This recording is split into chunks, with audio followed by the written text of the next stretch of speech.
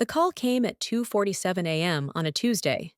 Not from my brother. He hadn't called me in 8 months, but from a number I didn't recognize.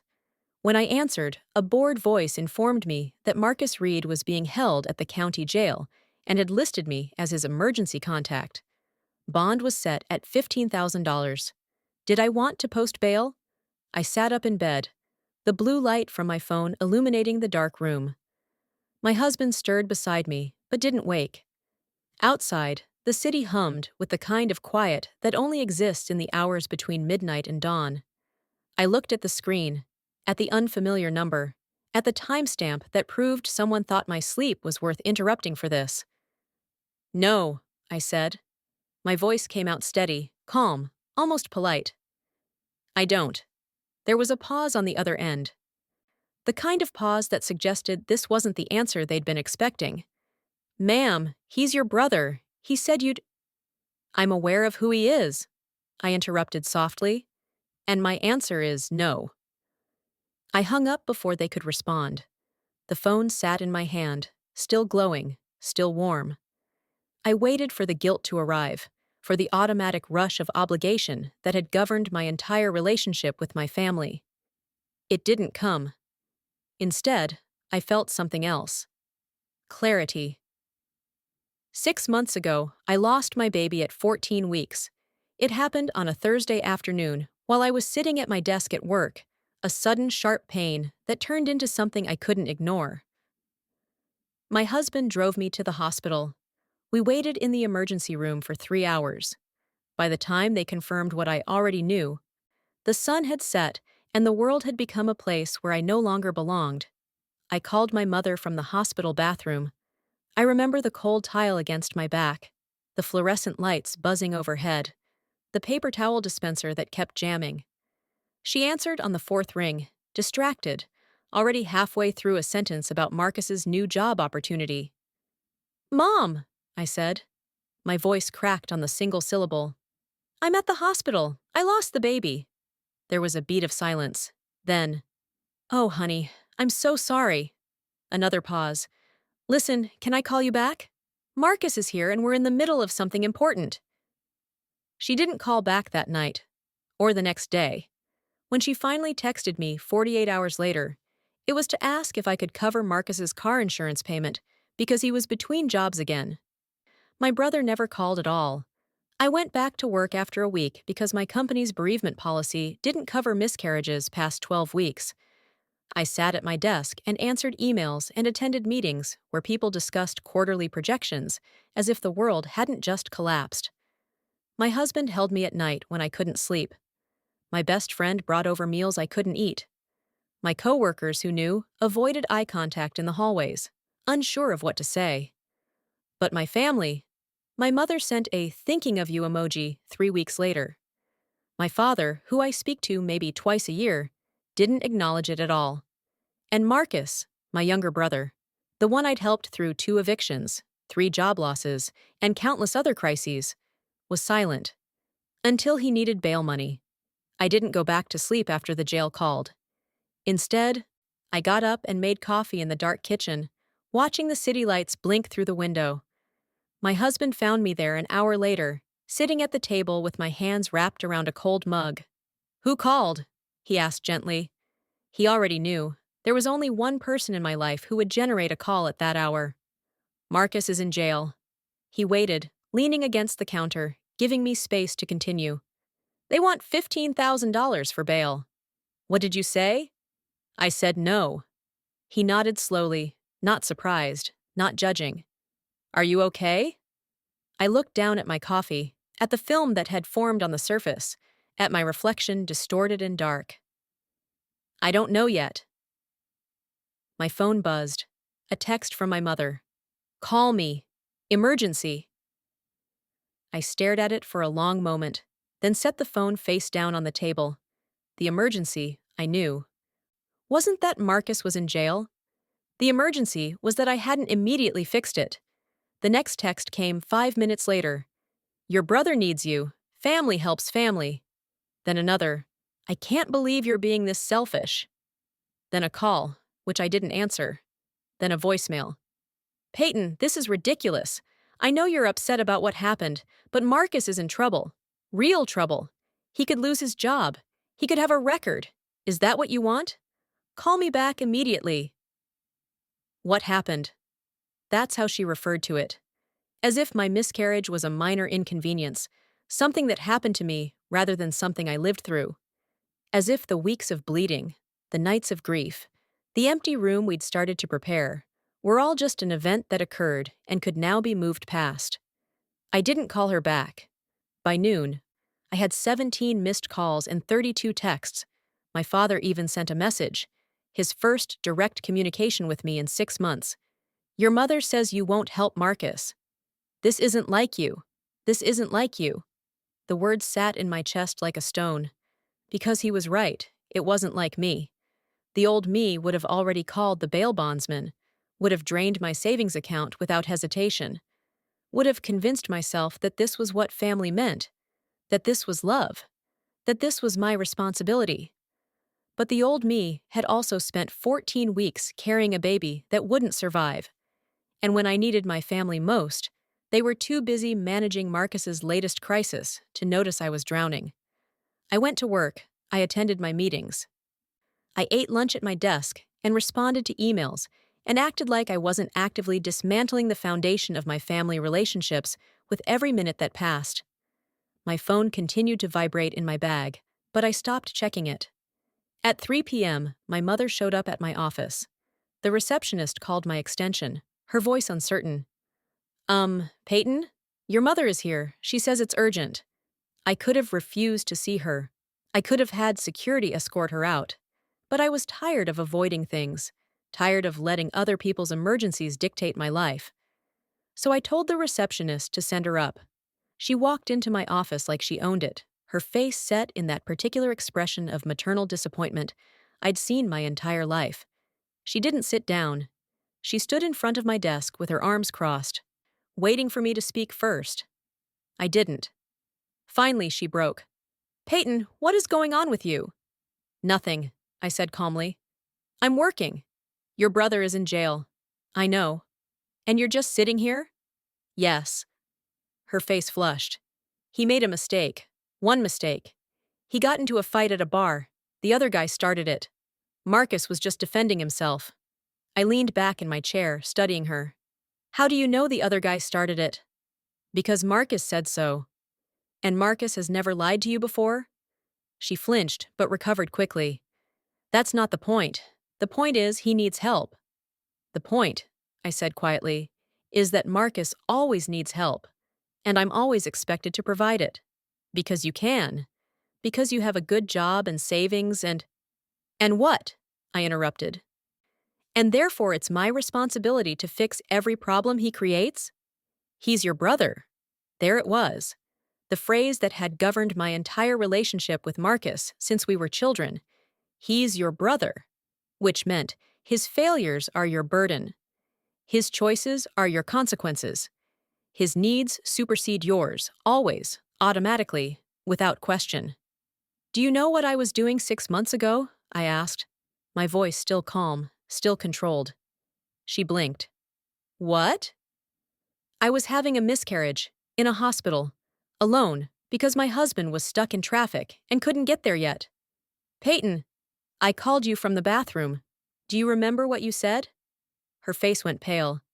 I said I was sorry. You said you'd call me back. And then you hung up because Marcus needed something. That's not— I was going to— You never called back, I said. Not that night. Not the next day. Not for 3 weeks. And when you finally did reach out, it was to ask me for money for Marcus. She opened her mouth, closed it, opened it again. I didn't realize— I thought— You thought what? I leaned forward. You thought I was fine? You thought losing my baby was something I'd just get over? Or did you not think about it at all? That's not fair. Isn't it? I asked. Because from where I'm sitting, it seems like the only time this family thinks about me is when you need something. She sank into the chair across from my desk, suddenly looking older, smaller. Peyton, I'm sorry. I should have been there. I should have called. But I can't change the past. Marcus needs help now.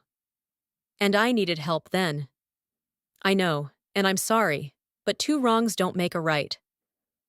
I almost laughed. This isn't about making a wrong right. This is about boundaries. This is about me finally saying no to a dynamic that has been slowly destroying me for years. So you're punishing Marcus because of me? I'm not punishing anyone, I said. I'm just not rescuing him. There's a difference. He could go to prison. He's being held on a simple assault charge. He'll likely get probation, community service at worst. This isn't life or death. How do you know? Because I looked it up, I said. Because unlike everyone else in this family, I don't make decisions based on panic and guilt. I make them based on information. She stared at me like I was a stranger. Maybe I was. Maybe the daughter she knew had died in that hospital bathroom 6 months ago, and this was someone new, someone who had learned the hard way that love without reciprocity is just another word for exploitation. I can't post his bail, she said finally. I don't have the money. I know.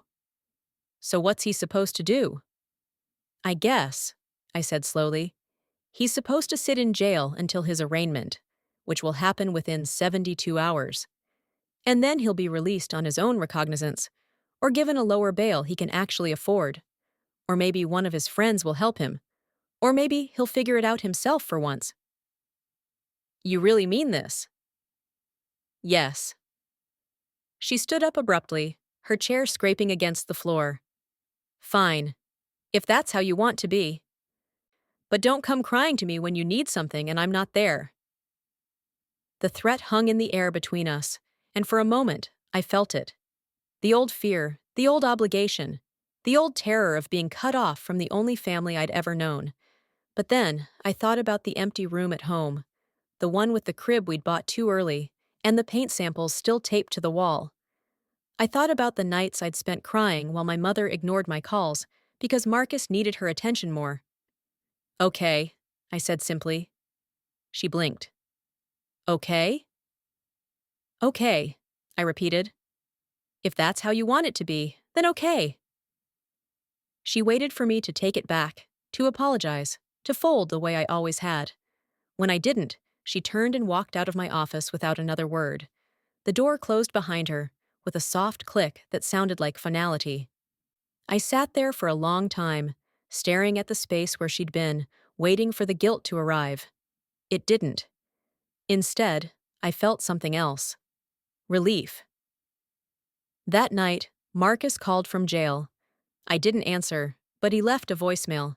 His voice was rough, tired, nothing like the confident tone he used when he wanted something. Peyton, he said. Look, I know we haven't talked in a while. I know I should have called when you lost the baby. I'm sorry about that. I just didn't know what to say. A long pause. I'm in trouble. I need help. Mom said you won't help me, and I get it, I guess. I've been a shitty brother. But I'm asking you anyway. Please. I saved the voicemail, but I didn't call back. The texts continued for days.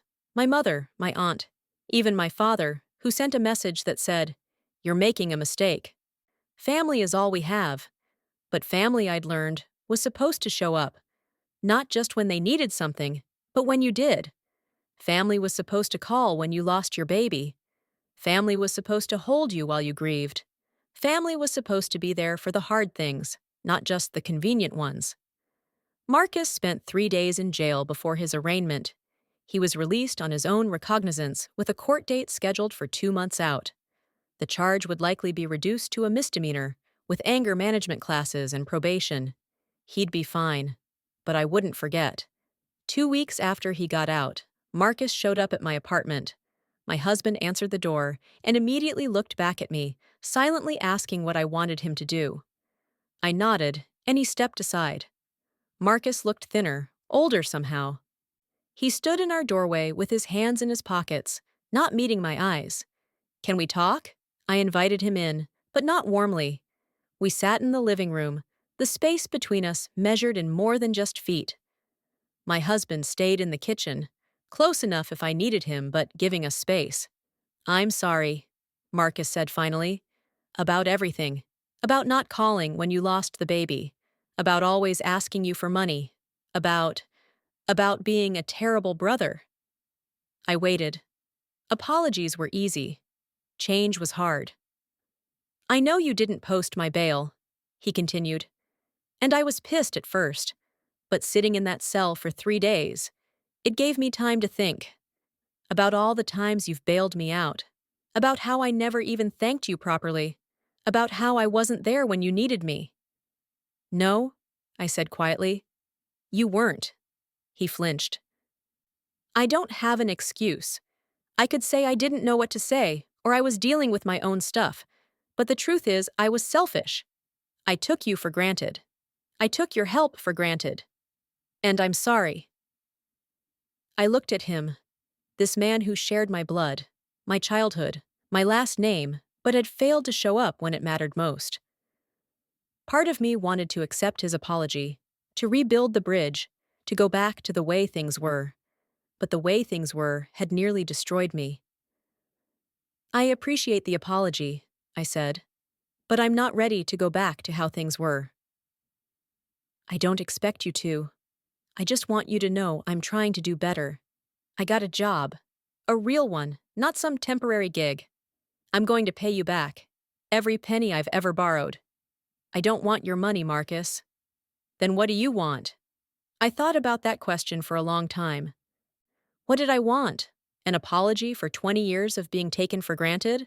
A promise that things would be different? A guarantee that the next time I needed help, someone would show up? I said slowly, for you to understand that I'm not your safety net anymore. I'm not your backup plan. I'm not the person you call when everything else falls apart. I'm your sister, and that should mean something beyond what I can do for you. He nodded, his eyes wet. I understand. Do you? I asked. Because this isn't just about the bail money. This is about every time Mom chose your needs over mine. Every time you showed up at my door with an emergency I had to fix. Every time I said yes when I should have said no, because I thought that's what family meant. I know, he whispered, and I'm sorry. Sorry isn't enough, I said, not cruelly. Just honestly. Sorry is just words. I need to see that you've changed, and that's going to take time. He stood up, nodded once, and headed for the door. Before he left, he turned back. For what it's worth, I'm proud of you. For standing up for yourself. For saying no. I never told you that, but you're the strongest person I know. After he left, my husband came and sat beside me on the couch, pulling me against him. How do you feel? Tired, I admitted, but lighter. 3 months later, Marcus paid me back $500. It wasn't much. He owed me closer to $15,000 over the years. But it was something. He didn't ask for anything in return, didn't mention his court date, or his probation, or his new job. Just sent the money with a note that said, "First installment, more to come." My mother and I still don't talk. She sends Christmas cards with generic messages inside, but we haven't had a real conversation since that day in my office. I've stopped waiting for her to apologize. Some people can't see what they've done wrong, even when you explain it to them. And I've learned that you can't make someone value you. They either do or they don't. My father called once, awkward and stilted, to say he understood why I'd been upset. He didn't apologize exactly, but he acknowledged that maybe, possibly, they'd handled things poorly. It wasn't much, but it was more than I'd expected. 6 months after Marcus's arrest, I got pregnant again. This time, when I called my mother to tell her, she answered, but the conversation was brief and strained. She said congratulations, asked when I was due, and told me to take care of myself. There was no excitement in her voice, no joy, just obligation. When I hung up, I didn't cry. I'd already grieved the mother I'd wanted, the family I'd hoped for. Now I was building something different, a family of choice, not obligation. My husband's parents threw us a baby shower. My best friend organized a meal train for after the birth. My coworkers, some of whom barely knew about my first pregnancy, sent thoughtful gifts and heartfelt notes. And when my daughter was born healthy and screaming at 3:42 a.m. on a Sunday morning, I held her against my chest and thought about all the people who'd shown up for me when it mattered. About the family I'd found, not the one I'd been born into. Marcus sent flowers to the hospital with a card that said, "Congratulations, Aunt Peyton. Can't wait to meet her." My mother sent a text, "Glad everything went well." My father sent nothing. And I realized, holding my daughter in the quiet of the hospital room, that I was okay with that.